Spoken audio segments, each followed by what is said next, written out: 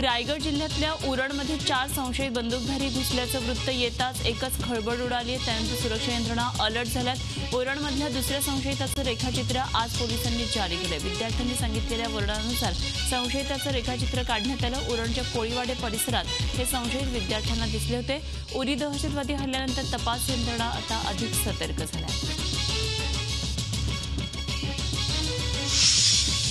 नवी मुंबईजवळ उरणमध्ये 4 संशयित घुसल्याचं वृत्त मिळतंय। उरण एज्युकेशन सोसायटीच्या शाळेतल्या विद्यार्थ्यांनी बंदूकधारी 4 संशयित घुसल्याची माहिती पोलिसांना दिली आणि त्यानंतर नेव्ही, कोस्ट गार्ड आणि पोलिसांनी या संशयितांचा शोध कार्य सुरू केलेले। परिसरामध्ये हाय अलर्ट जारी करण्यात आलाय। संशयितांचा कसून शोध घेण्यात येतोय।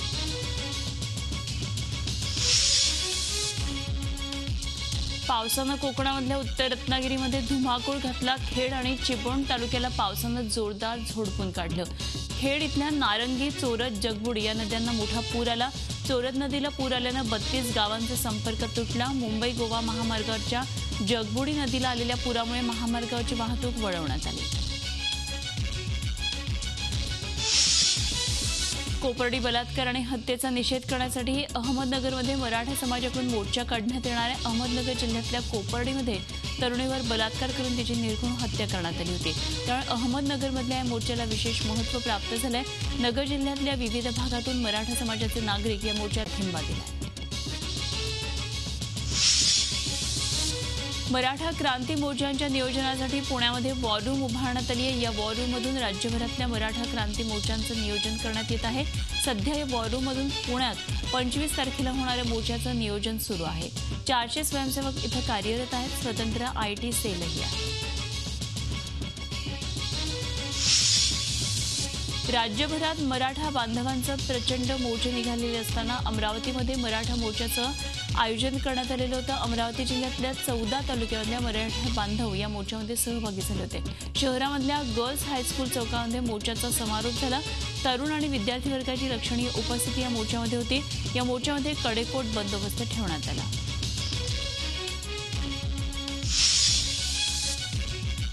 मराठा आरक्षणासंदर्भात आता 30 सप्टेंबरला हायकोर्टात सुनावणी होणार आहे। विनोद पाटील यांनी हस्तक्षेप याचिका दाखल केली आहे। राज्य सरकार राज्यकर्ते केतन तिरोडकर यांना नोटीस बजावण्यात आलेली आहे। 17 महिन्यानंतर सुनावणी होणार आहे।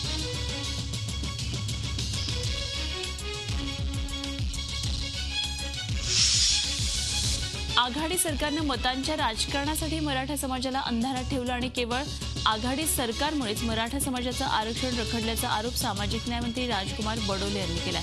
मराठा समाजाला आरक्षण मिळालं पाहिजे यासाठी युती सरकार सकारात्मक असून आरक्षणाबाबतची भक्कम बाजू आम्ही न्यायालयामध्ये मांडणार असल्याचं ते सांगितलं।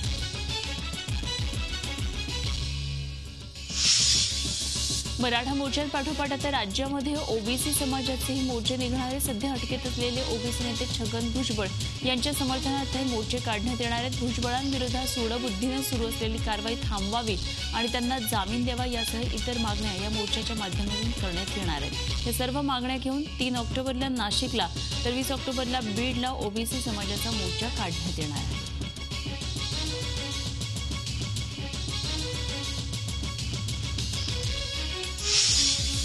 अनुसूचित जाती जमाती अन्याय अत्याचार प्रतिबंधक कायद्याची काटेकोर अंमलबजावणी करण्यासाठी यवतमाळमध्ये अॅट्रॉसिटी ॲक्ट कृती समितीनं धरणं दिलं। देशभरातल्या अत्याचाराच्या घटना वाढल्या आहेत। अॅट्रॉसिटी कायद्यानुसार याची अंमलबजावणी न झाल्याने या घटना वाढलेल्या आहेत। कायदा रद्द न करता तो कायम ठेवण्याची मागणी संघटनेच्या वतीनं करण्यात आली।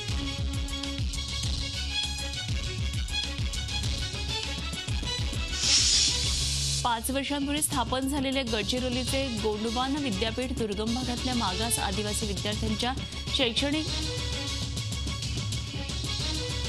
उन्नयनाचे केंद्र म्हणून विकसित करण्यात अपयशी ठरलेल्या विद्यार्थ्यांच्या शैक्षणिक भविष्यासाठी भले मोठे प्रश्नचिन्ह लागलेलं असताना या विरोधात अभाविप रस्त्यावर उतरलेली हजारो विद्यार्थ्यांनी विद्यापीठावर धडक मोर्चाद्वारे आपला रोष व्यक्त केला।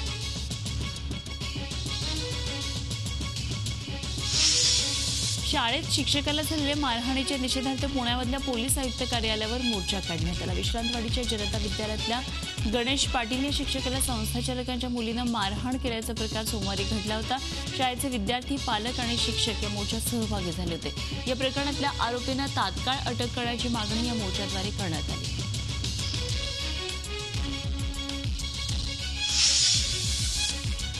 रायगड जिल्ह्यात पावसाचा जोर वाढला असून जिल्ह्यातल्या प्रमुख नद्यांच्या पाणी पातळीत कमालीची वाढ झाली आहे. पेणजवळच्या हेटवणे धरण ओव्हरफ्लो झालंय. खबरदारी म्हणून धरणाचे 4 दरवाजे उघडण्यात आलेत. यामधून 15 क्युसेक पाण्याचा विसर्ग सुरू आहे. पेण शहर आणि परिसरातल्या नदीकाठच्या गावांना सतर्कतेचा इशारा देण्यात आलाय. तर दुसरीकडे नागोठण्यातल्या आंबा नदीनंही धोक्याची पातळी ओलांडली. दुष्काळानं होरपळून निघालेल्या लातूर जिल्ह्यात यावर्षी दमदार पावसानं हजेरी लावली आहे. त्यावेळी गेल्या 4 वर्षांनंतर पहिल्यांदा जिल्ह्यातल्या पावसानं वार्षिक सरासरी ओलांडली आहे. मात्र अद्यापपर्यंत लातूर शहराच्या पिण्याच्या पाण्याचा प्रश्न कायम आहे. लातूर शहराला पाणीपुरवठा करणाऱ्या मांजरा धरणात अजूनही म्हणावा तसा पाणीसाठा जमलेला नाहीये. त्यामुळे परतीच्या पावसानं धरण क्षेत्रात मोठी हजेरी लावावी अशी अपेक्षा व्यक्त होती. अनेक दिवसांच्या विश्रांतीनंतर नंदुरबार शहरासह जिल्ह्यामध्ये दमदार पाऊस झालाय. पावसानं हजेरी लावल्यानं बळीराजा सुखावलाय. पावसानं पाठ दाखवल्यानं खरीप हंगाम हातातून गेला होता. मात्र गुरुवारी झालेल्या दमदार पावसामुळे रब्बी हंगामाच्या आशा पल्लवित झाल्यात. या पावसामुळे कापसाच्या पिकाला थोड्याफार प्रमाणात फायदा होणार आहे. मात्र पिण्याच्या पाण्याची समस्या सुटणार असल्यानं समाधान व्यक्त केलं जात आहे.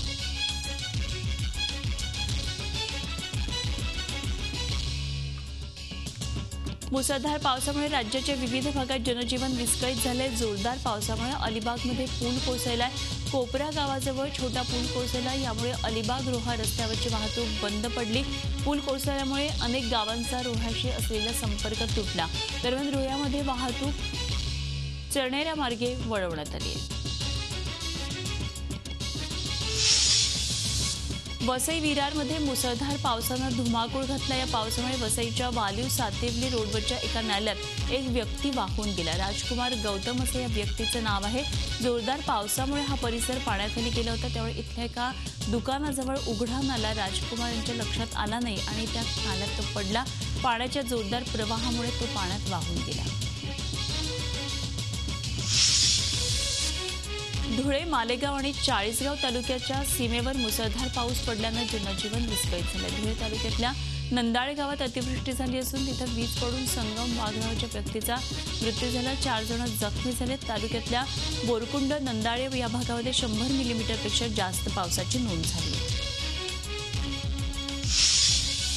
मान्सून काळामध्ये मुंबईतल्या सांडपाण्याची अवस्था भयावह असते अशी प्रतिक्रिया हायकोर्टानं दिली आहे. त्यामुळे मान्सून काळामध्ये मुंबईतल्या सांडपाण्याच्या समस्यांबाबत पालिका प्रशासन आणि MMRDA यांनी एकत्र काम करावं असा आदेश हायकोर्टानं दिला. रस्त्यांवर आणि गटारामध्ये पाणी साचल्यामुळे साथीच्या रोगांना आमंत्रण मिळतं आणि त्यामुळे त्याकडे लक्ष द्या असे आदेश मुंबई उच्च न्यायालयानं प्रशासनाला दिले आहेत.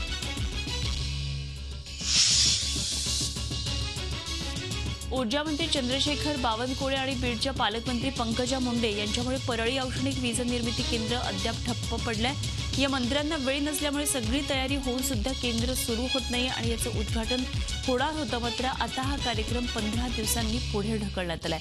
आता हा कार्यक्रम 3 ऑक्टोबरला होणार आहे.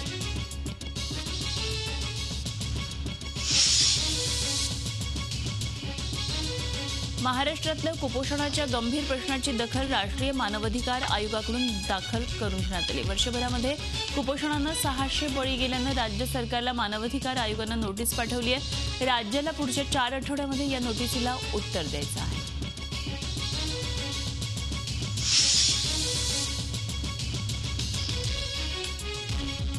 प्रकल्पग्रस्त शेतकऱ्यांना वाढीव मोबदला देण्यासंदर्भात वरिष्ठ दिवाणी न्यायालयानं आदेश देऊन सुद्धा मोबदला देण्यास विलंब केला आणि त्यामुळे न्यायालयाच्याच आदेशावरून शेतकऱ्यांनी बुलडाणा जिल्हाधिकाऱ्यांची खुर्ची आणि साहित्य जप्त केलं. त्यामुळे शासनावर नामुष्कीची वेळ ओढवली आहे.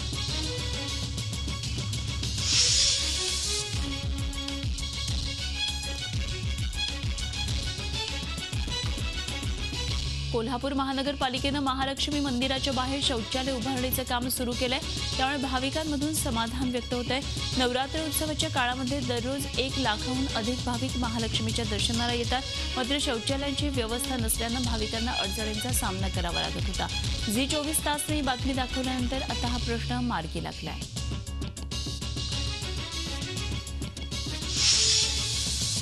गणपतीच्या वर्गणीसाठी हॉटेलमध्ये मुलींना मारहाण केल्याप्रकरणी 3 कार्यकर्त्यांवर गुन्हे दाखल करण्यात आले। झी 24 तासच्या बातमीनंतर गुंडगिरी करणाऱ्या 3 कार्यकर्त्यांवर लष्कर पोलीस ठाण्यामध्ये विनयभंगाचा गुन्हा दाखल करण्यात आलेला आहे। सागर कांबळे, विनोद कांबळे आणि गणेश गायकवाड अशी या प्रकरणातल्या आरोपींची नावं आहेत।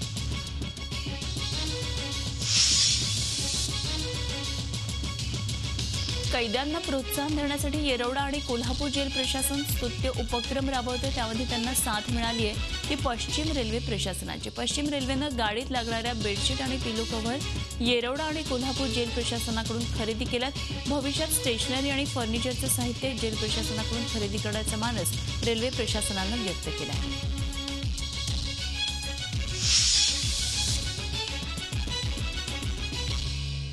महापालिका निवडणुकांच्या पार्श्वभूमीवर पिंपरी चिंचवडमधल्या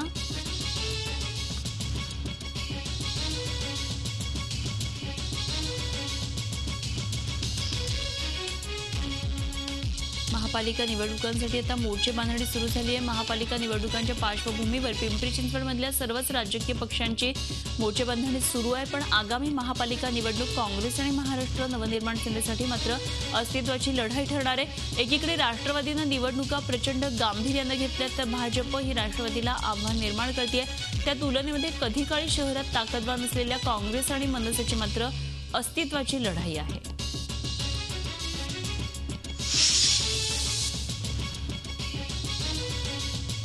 वैद्यकीय प्रवेश प्रक्रियेचा आणखी एक घोळ समोर आला। सीईटीची तिसरी यादी जाहीर करण्यात आलेली नाहीये आणि ही यादी जाहीर करण्यापूर्वी खासगी कॉलेजेसचे प्रवेश दिले जात असल्याचं समोर येतं। त्यामुळे सीईटीच्या तिसऱ्या यादीत नंबर लागला तर विद्यार्थ्यांना पुन्हा खासगी कॉलेजमधले प्रवेश रद्द करावे लागणार आहेत। त्यामुळे सरकार आणि खासगी संस्थांचं साठालोट असल्याचा आरोप पालक करतात।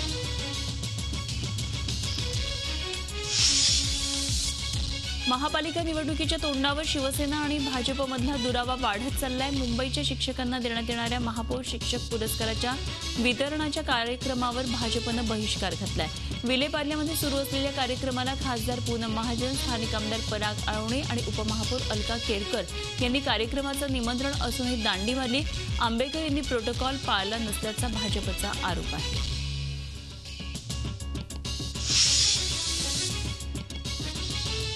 कल्याण डोंबिवली शहराचा स्मार्ट सिटीमध्ये समावेश केल्याची घोषणा करण्यात आल्यानंतर पालिका आयुक्त ई रवींद्रन यांच्या दालनात महत्त्वपूर्ण कंपन्यांची बैठक झाली। या कंपनीच्या माध्यमातून पालिकेतील सर्व प्रकल्प प्रभावीपणे राबवले जाणार आहेत। यामध्ये MMRDA आयुक्त कंपनीचे चेअरमन असून महापौर, स्थायी समिती सभापती आणि महापालिका आयुक्त कंपनीचे संचालक असतील।